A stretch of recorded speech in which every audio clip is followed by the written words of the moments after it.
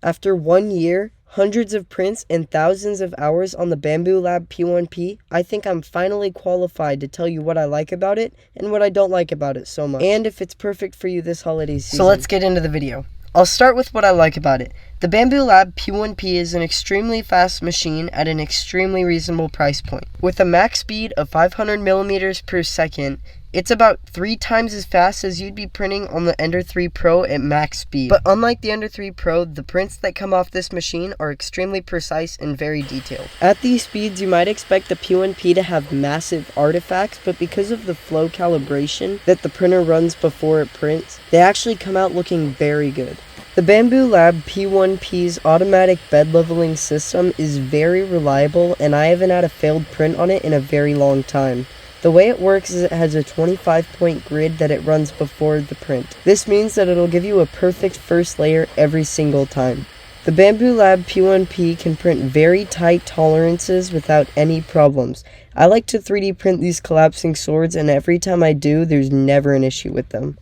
Printing tolerances isn't just important for toys though, because everyday objects like hinges require really tight tolerances to work properly. To print tolerances, all you have to do is do a little bit of maintenance on your printer about once a month. The Bambu Lab P1P falls in the middle of Bambu Lab's lineup at only $400 on sale or $500 normally. This is one of the cheapest price points you can find for a printer this good. And once you receive the printer, it could take you only 5 minutes to get going. The only assembly required is screwing on the spool holder, and that's about it.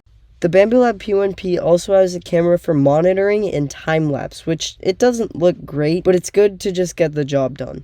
Another thing I like about the P1P is just about Bambu Lab in general. The Bambu Studio Slicer is one of the best slicers I've ever used and gives you tons of control over the printer. All the maintenance I mentioned earlier is just taking some lube and rubbing it up the lead screws while wiping down the back carbon fiber rods with some alcohol. If you want a full video on that, I can make it. This printer also has AMS compatibility, which means it can print multiple colors or multiple different types of filament. Now for the things that aren't bad, aren't good, but I've noticed. The Bambu Lab P1P sometimes when it tries to poop knocks the filament onto the build plate, which means you might have to clear it, but sometimes it's out of the way enough that if I'm gone, it doesn't make that big of a difference. Unloading filament with one hand from the AMS can also be sort of a hassle because you have to like pinch it weird, and then you have to take the roll of filament with like your pinky and put it in, but it works, I guess. The screen on the P1P isn't a touchscreen, which a lot of people hate a lot, but for me, it's not clunky, it's not hard to navigate, you get everything you need, and I use the app more anyways, or just the desktop app too. The camera isn't a very high quality camera. It runs at like a slideshow frame per second. I couldn't come up with a number. But it's not very good when you're monitoring prints, but you can still see the print and you can tell if there's a failure going, because the frame rate's bad, but the actual camera quality isn't that bad. Those are all the things that I think are okay. Now here are the things that I don't like about the P1P. Sometimes when I'm trying to print ludicrous mode on the P1P, the prints will start looking weird and will have little furry things coming off of them.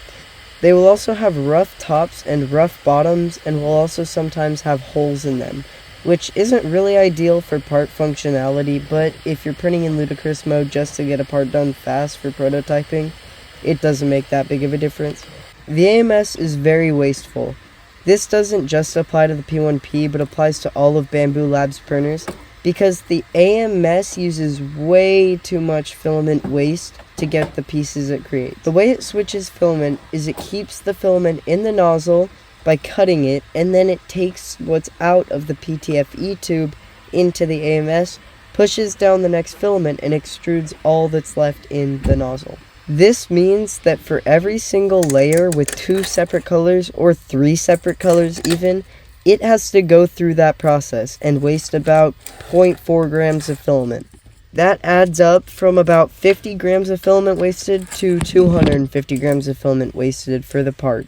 I guess I shouldn't say wasted because they are both kind of going to good cause, but like, it's not only adding to the filament, it's also adding to the time. It takes it from about 30 minutes to about 12 hours, depending on how many color swaps it has to perform. But I'm gonna be honest, that's about all I have to say about what I don't like about the printer. This is a great little printer, especially for the price, and I think if you got it for Christmas, you'd love it.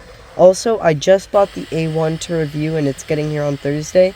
However, I'm gone on Thursday, so I'll try to get the review video out Monday or Tuesday. I hope to see you then. Goodbye.